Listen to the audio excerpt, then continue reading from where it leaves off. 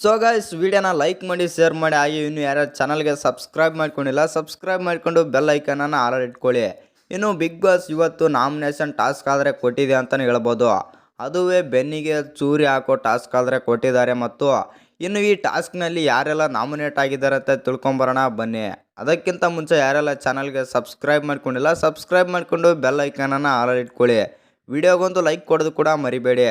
ಇನ್ನು ಸ್ಟ್ರೈಟಾಗಿ ಅಪ್ಡೇಟ್ ಕಡೆಗೆ ಬರೋದಾದರೆ ಇನ್ನು ಇವತ್ತಿನ ಟಾಸ್ಕ್ ಬಂದುಬಿಟ್ಟು ಬೆನ್ನಿಗೆ ಚೂರಿ ಹಾಕುವ ಟಾಸ್ಕ್ ಬಂದುಬಿಟ್ಟು ಅದುವೇ ನಾಮಿನೇಷನ್ ಟಾಸ್ಕ್ ಅಂತಲೇ ಹೇಳ್ಬೋದು.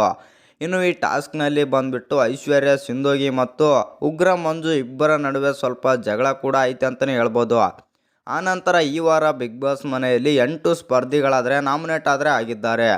ಇನ್ನು ಆ 8 ಸ್ಪರ್ಧಿಗಳು ಯಾರ್ಯಾರಂತ ನೋಡೋದಾದರೆ ಮೊದಲನೇದಾಗಿ ತ್ರಿವಿಕ್ರಮ್ ಮತ್ತು ಎರಡನೇದಾಗಿ ಉಗ್ರ ಮಂಜು, ಮೂರನೇದಾಗಿ ಹನುಮಂತು ಮತ್ತು ನಾಲ್ಕನೇದಾಗಿ ರಜತ್ ಹಾಗೂ ಐದನೇದಾಗಿ ಶಿಶಿರ್ ಅವರು.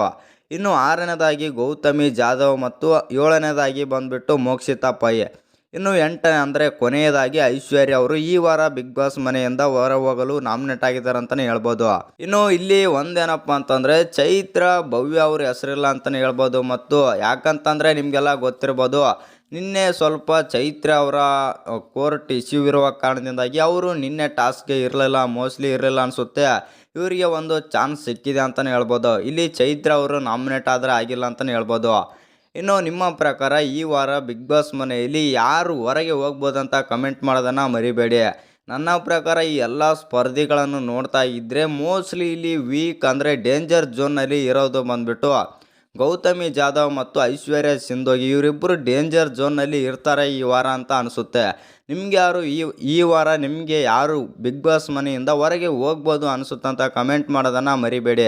ಹಾಗೆ ಇನ್ನು ಯಾರ್ಯಾರು ಚಾನಲ್ಗೆ ಸಬ್ಸ್ಕ್ರೈಬ್ ಮಾಡ್ಕೊಂಡಿಲ್ಲ ಸಬ್ಸ್ಕ್ರೈಬ್ ಮಾಡಿಕೊಂಡು ಬೆಲ್ ಐಕನನ್ನು ಆಲಲ್ಲಿ ಇಟ್ಕೊಳ್ಳಿ. ನಾನು ಯಾವುದೇ ಬಿಗ್ ಬಾಸ್ ಅಪ್ಡೇಟ್ ಕೊಡ್ತಾ ಇದ್ದರೆ ನೋಟಿಫಿಕೇಷನ್ ಮೂಲಕ ನಿಮಗೆ ಬರುತ್ತೆ ಅಂತಲೇ ಹೇಳ್ಬೋದು.